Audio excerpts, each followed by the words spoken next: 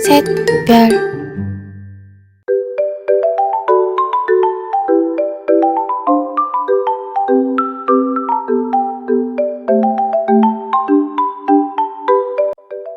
Assalamualaikum warahmatullahi wabarakatuh. Pada kesempatan kali ini, saya akan mempresentasikan hasil kerja saya. Materi yang saya ambil adalah enzim. Presentasi ini dilakukan untuk melengkapi nilai tugas biokimia. Materi ini disusun oleh saya sendiri, yaitu Utia Mafatirul Husna dengan NIM 201200017. Program Studi D4 Teknologi Laboratorium Medis, mahasiswa Institut Ilmu Kesehatan Baktiwiyata Kediri. Kita mulai saja langsung dengan penjelasan dari enzim.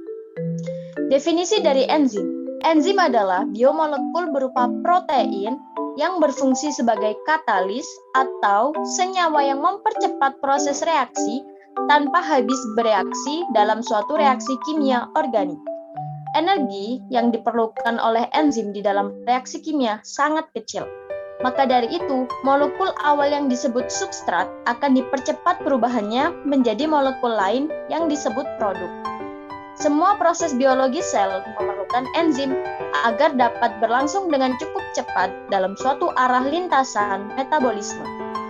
Enzim memegang peran penting dalam proses pencernaan makanan maupun proses metabolisme zat-zat makanan dalam tubuh. Pada slide selanjutnya, kita akan membahas tentang fungsi dari enzim. Nah, enzim sendiri ini berperan sangat penting dalam proses metabolisme. Metabolisme tersebut meliputi reaksi-reaksi kimia yang terjadi dalam tubuh untuk menghasilkan energi, termasuk diantaranya yaitu pemecah lemak, karbohidrat, dan protein. Ketika produksi atau fungsi enzim terganggu, maka proses metabolisme di dalam tubuh pun terganggu. Fungsi dari enzim tersebut meliputi yang pertama, yaitu mengurangi energi aktivasi. Maksudnya adalah energi yang diperlukan untuk mencapai status transisi atau suatu bentuk dengan tingkat energi tertinggi dalam suatu reaksi kimia. Yang kedua yaitu mempercepat reaksi pada suhu dan tekanan tetap tanpa mengubah besarnya tetapan seimbangnya. Dan yang ketiga yaitu mengendalikan reaksi. Jadi, jika reaksi yang dikatalisis oleh enzim mempunyai energi aktivasi yang lebih rendah, dengan demikian membutuhkan lebih sedikit enzim untuk berlangsungnya reaksi tersebut. Enzim mempercepat reaksi kimia secara spesifik tanpa pembentukan hasil samping dan bekerja pada larutan dengan keadaan suhu dan pH tertentu. Selanjutnya adalah struktur enzim. Enzim ini merupakan protein yang dilipat menjadi 3 bentuk yang kompleks. Tiap enzim memiliki bentuk atau alur tertentu dalam struktur 3 bagian yang mengikat substrat. Bentuk enzim secara lengkap disebut dengan haloenzim. Haloenzim sendiri ini terdiri dari 2 komponen, yaitu apoenzim dan gugus protestik. Apoenzim atau komponen protein merupakan sisi aktif enzim. Apoenzim adalah tempat melekat dan bereaksinya substrat. Sementara itu, gugus prostetik atau komponen non-protein tersusun dari kofaktor dan koenzim. Koenzim tersusun dari bahan organik yang mana bertugas untuk memindahkan zat kimia dari satu enzim ke enzim yang lainnya. Contohnya seperti gugus flavin, NADH, dan vitamin B. Sedangkan kofaktor yang mana tersusun dari bahan anorganik yang mana contohnya seperti klor, kalsium, yang mengoptimalkan enzim petialin dalam menguraikan molekul gula kompleks. Enzim umumnya merupakan protein globular dan ukurannya berkisar dari hanya 62 asam amino pada monomer 4 oksalokrotonat tautamerase sampai dengan lebih dari 2.500 residu pada asam lemak sintate. Terdapat pula sejumlah kecil katalis RNA dengan yang paling umum merupakan ribosom. Jenis enzim ini dirujuk sebagai RNA enzim atau ribozim. Aktivitas enzim ditentukan oleh struktur 3 dimensinya atau struktur kuaternar. Walaupun struktur enzim menentukan fungsinya, prediksi aktivitas enzim baru yang hanya dilihat dari strukturnya adalah hal yang sangat sulit. Karena kebanyakan enzim berukuran lebih besar daripada substratnya. Tetapi hanya sebagian kecil asam amino enzim atau sekitar 3-4 asam amino yang secara langsung terlihat dalam katalis. Kemudian, daerah yang mengandung residu katalik ini yang akan mengikat substrat dan kemudian menjalani reaksi ini, yang mana dikenal sebagai tapak aktif. Enzim juga dapat mengandung tapak yang mengikat kofaktor yang diperlukan untuk dikatalis. Beberapa enzim juga memiliki tapak ikat untuk molekul-molekul kecil yang seringkali merupakan produk langsung ataupun tak langsung dari reaksi yang dikatalisasi. Yang mana pengikatan ini dapat meningkatkan ataupun menurunkan aktivitas dari enzim tersebut. Selanjutnya, ada sifat-sifat dari enzim. Nah, sifat dari enzim ini bisa berkaitan dengan peran sebagai pembantu proses metabolisme dalam tubuh. Sifat-sifat tersebut meliputi yang pertama adalah biokatalisator. Dengan artian, enzim ini mampu mempercepat proses reaksi metabolisme tertentu. Tanpa adanya enzim, metabolisme akan berlangsung sangat lambat. Oleh karena itu, enzim tidak mempengaruhi keseimbangan reaksi tersebut. Proses biologis pada seluruh organisme hidup adalah reaksi kimia dan kebanyakannya diatur oleh enzim. Tanpa enzim, banyak reaksi kimia ini yang tidak akan terjadi. Enzim ini mengkatalisa semua aspek metabolisme sel. Sebuah molekul enzim yang khusus dapat mengubah 1000 molekul substrat per detik. Kecepatan reaksi enzim meningkat dan konsentrasi substrat naik. Ditentukan oleh kecepatan aktif dapat mengubah substrat menjadi produk. Yang kedua adalah termolabil, yang mana kerja enzim itu pada dasarnya tidak terpengaruh oleh reaksi yang dikatalisnya pada kondisi stabil. Namun, enzim pun bisa rusak jika terpapar suhu tertentu. Mengingat sifat protein dan enzim itu sendiri yang memang termolabil atau rentan bereaksi terhadap perubahan suhu. Mayoritas enzim di tubuh manusia dapat bekerja secara maksimal saat berada di suhu 37 derajat Celcius. Pada suhu di bawah itu, enzim masih bisa bekerja, tapi kurang maksimal dan cenderung lambat. Sementara pada suhu di atas 60 derajat Celcius, enzim akan rusak dan tidak bisa lagi melakukan fungsi katalisis. Dan yang ketiga ada sensitif terhadap pH. Enzim itu selain rentan terhadap suhu tertentu, enzim juga sangat sensitif terhadap kadar asam atau pH. Pada usus, enzim dapat bekerja maksimal saat pH mencapai 3,5 atau dalam keadaan basah.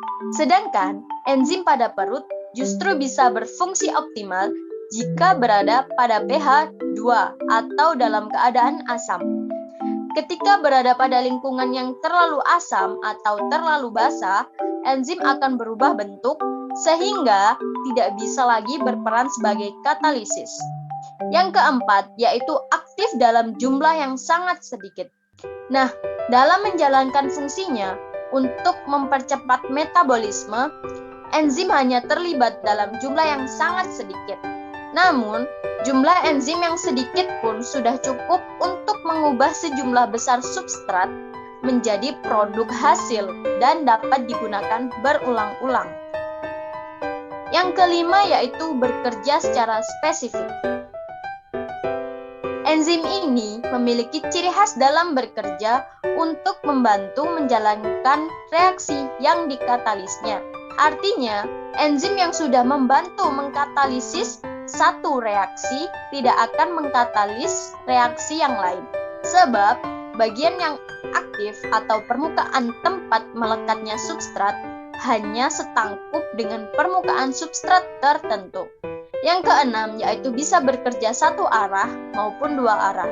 Nah, umumnya enzim ini bekerja mengkatalisis reaksi satu arah. Meskipun demikian, ada juga enzim yang menjadi katalis reaksi dua arah. Seperti enzim lipase yang mengkatalisis pembentukan sekaligus penguraian lemak itu sendiri. Yang ketujuh ada bisa bekerja di dalam ataupun di luar sel. Nah, sifat enzim lainnya dapat berupa endoenzim atau bekerja di dalam sel, ataupun ektoenzim yang bekerja di luar sel. Contoh dari endoenzim adalah lisosom, sedangkan yang termasuk ektoenzim yaitu amilase dan maltase. Kemudian, ada pun ciri-ciri dari enzim tersebut. Yang pertama yaitu merupakan protein. Jadi, maksudnya itu sifatnya sama dengan seperti protein yang mana dapat mengumpal dalam suhu tinggi dan terpengaruh oleh temperatur. Yang kedua, bekerja secara khusus.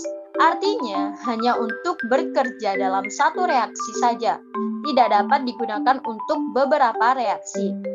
Yang ketiga, dapat digunakan berulang-ulang kali. Enzim dapat digunakan berulang kali karena enzim tidak berubah pada saat terjadinya reaksi. Untuk yang keempat, yaitu rusak oleh panas. Maksudnya, enzim ini tidak tahan pada suhu tinggi. Kebanyakan enzim itu hanya bertahan pada suhu 50 derajat Celcius. Rusaknya enzim oleh panas ini biasa disebut dengan denaturasi. Yang kelima, yaitu dapat bekerja bolak-balik. Artinya, satu enzim dapat menguraikan satu senyawa menjadi senyawa lainnya. Kemudian ada peran dari enzim. Enzim merupakan senyawa yang tersusun dari protein yang bertanggung jawab dalam kelancaran sistem pencernaan, penyerapan, dan mengatur pengangkutan nutrisi untuk digunakan oleh sel di seluruh tubuh, serta membuang sampah hasil metabolisme tubuh. Enzim yang berperan dalam pembersihan sampah metabolisme adalah sekelompok enzim oksidatif yang secara keseluruhan disebut enzim sitokrom. Selain itu, enzim heparglutation, S-transferase, memerlukan glutation sebagai bahan bakunya untuk mengikat toksin dan membuangnya melalui urin.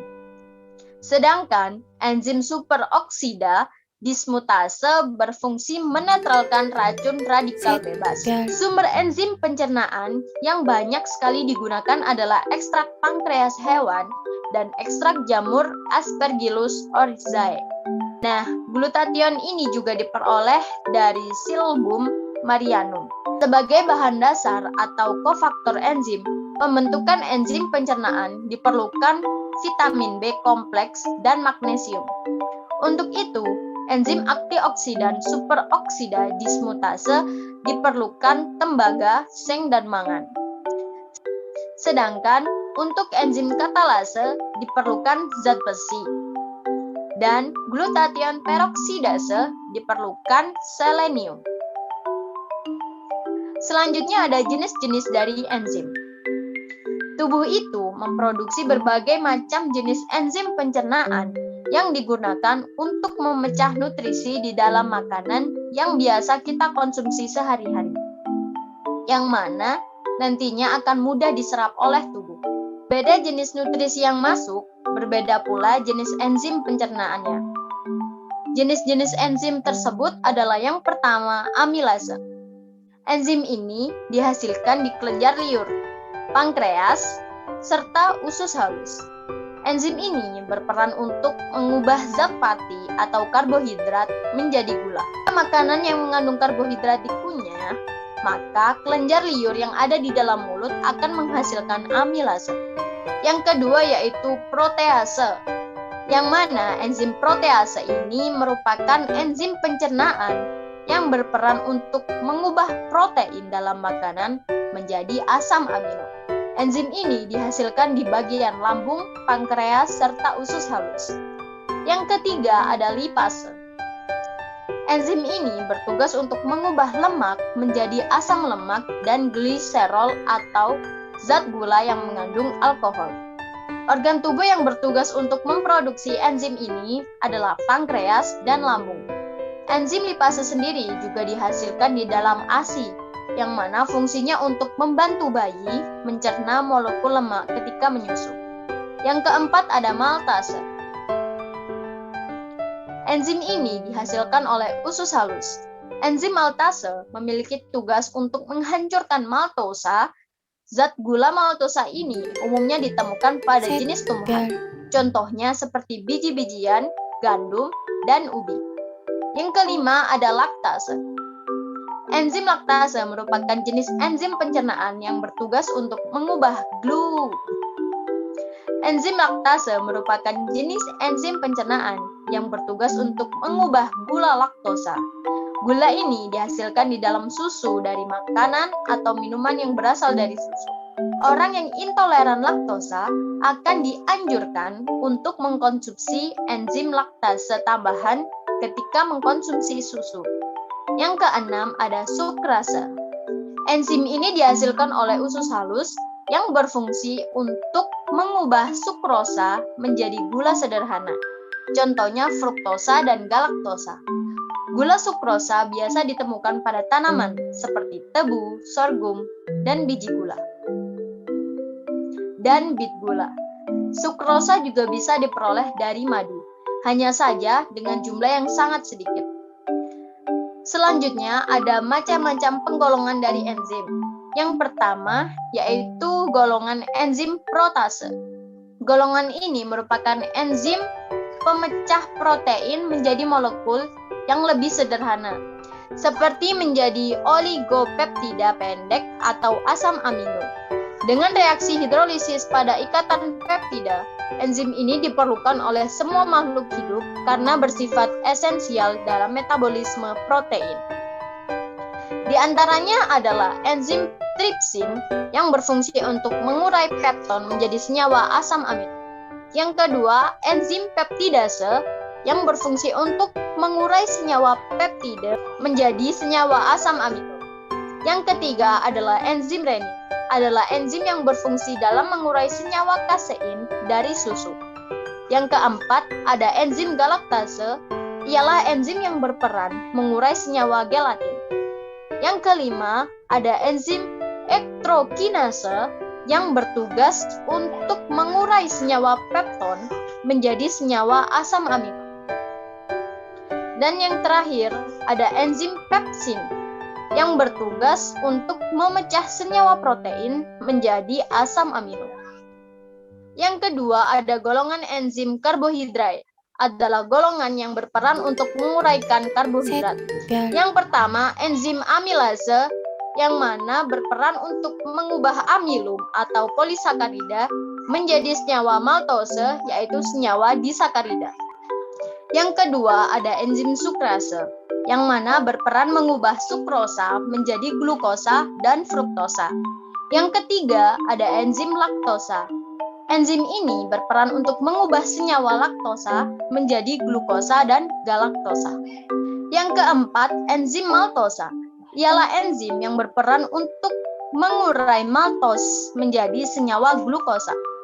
Yang kelima, ada enzim selulosa yang berperan untuk mengurai selulosa atau polisakarida menjadi senyawa selabiosa atau disakarida.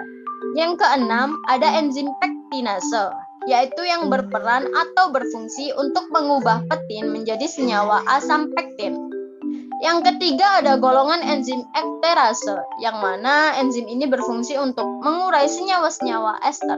Yang pertama ada enzim lipase, yang berperan dalam mengurangi lemak menjadi senyawa gliserol dan juga asam lemak. Yang kedua ada enzim fosfatase. Enzim ini berfungsi untuk mengurangi ester yang mendorong pelepasan asam fosfor. Selanjutnya ada macam-macam enzim pencernaan yang ada di dalam tubuh manusia.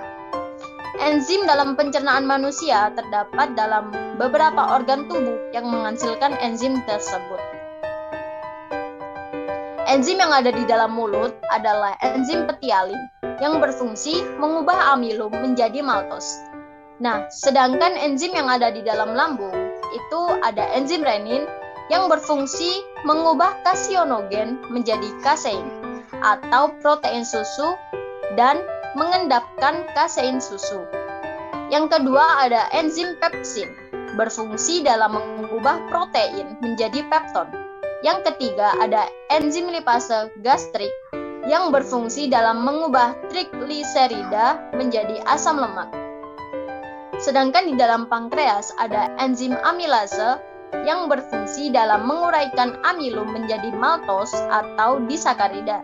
Yang kedua ada enzim tripsin yang berfungsi mengubah pepton atau protein menjadi asam amino. Yang ketiga ada enzim lipase pankreas berperan untuk melakukan emulsi lemak menjadi asam lemak dan gliserol. Yang terakhir ada enzim karbohidrase yang berfungsi mencerna amilum menjadi maltos atau disakarida lainnya. Kemudian enzim yang berada di usus halus yang pertama yaitu enzim maltase yang berfungsi mengubah maltos menjadi glukosa. Yang kedua, enzim laktase berperan mengubah laktosa menjadi glukosa dan galaktosa. Yang ketiga, enzim lipase berperan untuk mengubah lemak menjadi asam lemak dan gliserol. Yang keempat, ada enzim peptidase berfungsi untuk mengubah polipeptida menjadi asam amino. Yang kelima, ada enzim enterokinase berfungsi dalam mengubah tripsinogen menjadi tripsin. Yang terakhir ada enzim sukrase yang berfungsi dalam mengubah sukrosa menjadi glukosa dan fruktosa. Kemudian pada slide ini adalah cara kerja enzim.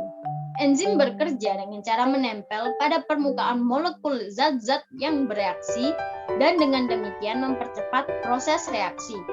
Percepatan terjadi karena enzim menurunkan energi pengaktifan yang dengan sendirinya akan mempermudah terjadinya reaksi.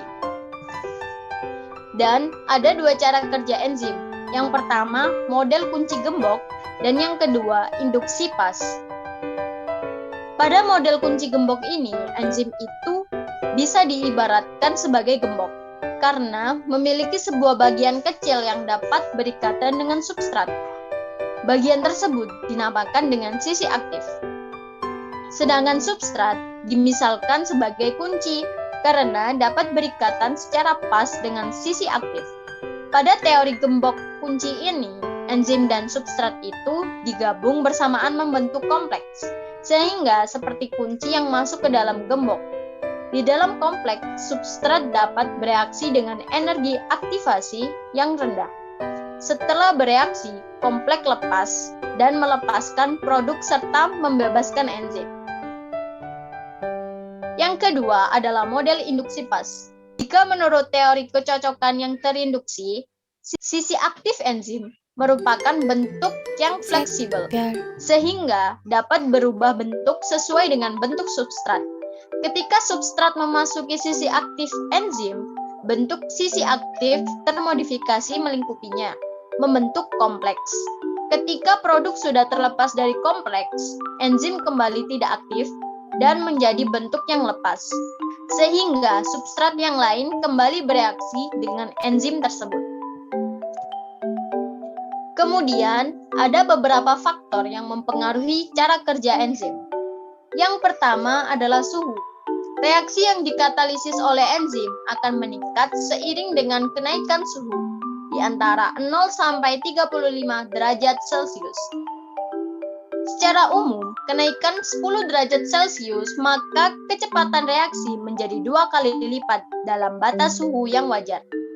Suhu ideal kerja enzim adalah 30 sampai 40 derajat Celcius, dengan suhu optimum 36 derajat Celcius. Di bawah atau di atas suhu tersebut, kerja enzim akan lemah, bahkan bisa mengalami kerusakan. Enzim akan menggumpal atau denaturasi, dan hilang kemampuan katalisisnya jika dipanaskan. Yang kedua adalah keasaman pH. Enzim ini bekerja pada pH tertentu. Contoh, enzim pitialin yang hanya dapat bekerja pada pH netral.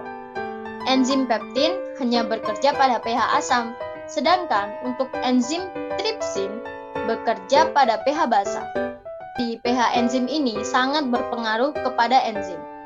Jadi, pH ini sangat berpengaruh terhadap enzim. Untuk selanjutnya yaitu konsentrasi substrat. Jadi, laju suatu reaksi enzim akan meningkat seiring dengan penurunan konsentrasi substrat. Ketika konsentrasi semakin banyak, kerja enzim akan menurun, sehingga dibutuhkan penambahan untuk mengatasinya. Selanjutnya ada konsentrasi enzim. Konsentrasi enzim dengan laju reaksi enzim berbanding lurus. Artinya, laju reaksi enzim akan bertambah secara konstan seiring dengan adanya penambahan konsentrasi enzim. Selanjutnya adalah aktivator, yang mana zat pengait ini seperti bahan kimia tertentu yang mampu meningkatkan kerja enzim. Contoh dari bahan kimia tersebut adalah logam alkali tanah, CO, Mg, Mn, dan Cl. Selanjutnya ada inhibitor. Inhibitor sendiri adalah senyawa yang mampu menghambat kerja enzim. Inhibitor menyebabkan aktivitas enzim terganggu, sehingga enzim pun tidak dapat bekerja secara optimal. Inhibitor pun ada dua macam. Yang pertama, inhibitor kompetitif, merupakan suatu senyawa kimia yang menyerupai struktur substrat dan akan bersaing dengan substrat untuk menempati sisi aktif enzim. Apabila sisi aktif enzim sudah ditempati oleh inhibitor kompetitif dari substrat, maka substrat ini tidak dapat berikatan dengan sisi aktif enzim. Yang kedua ada non-kompetitif, adalah suatu senyawa enzim yang menghambat kerja enzim dengan cara melekat pada bagian selain sisi aktif enzim, yaitu pada sisi allosterik. Pengikatan tersebut menyebabkan terjadinya perubahan sisi aktif enzim. Akibatnya, substrat tidak dapat berikatan dengan sisi aktif enzim. Dan yang terakhir adalah faktor dalam atau faktor internal. Vitamin dan hormon itu juga sangat berpengaruh terhadap aktivitas kerja enzim. Hormon tiroksin merupakan hormon yang mempengaruhi proses metabolisme tubuh. Semakin tinggi konsentrasi hormon tiroksin yang dihasilkan oleh kelenjar tiroid, maka semakin cepat proses metabolisme dalam tubuh. Demikian sebaliknya, jika vitamin dalam tubuh berfungsi sebagai alat pengatur seluruh proses fisiologi dalam tubuh. Demikian sebaliknya, vitamin dalam tubuh berfungsi sebagai alat pengatur seluruh proses fisiologi dalam tubuh. Sekian dari penjelasan yang saya berikan, semoga bisa bermanfaat bagi kita semua. Dan mohon maaf apabila ada penulisan kalimat atau pengucapan kata yang tidak sesuai. Akhir kata dari saya, wassalamualaikum warahmatullahi wabarakatuh.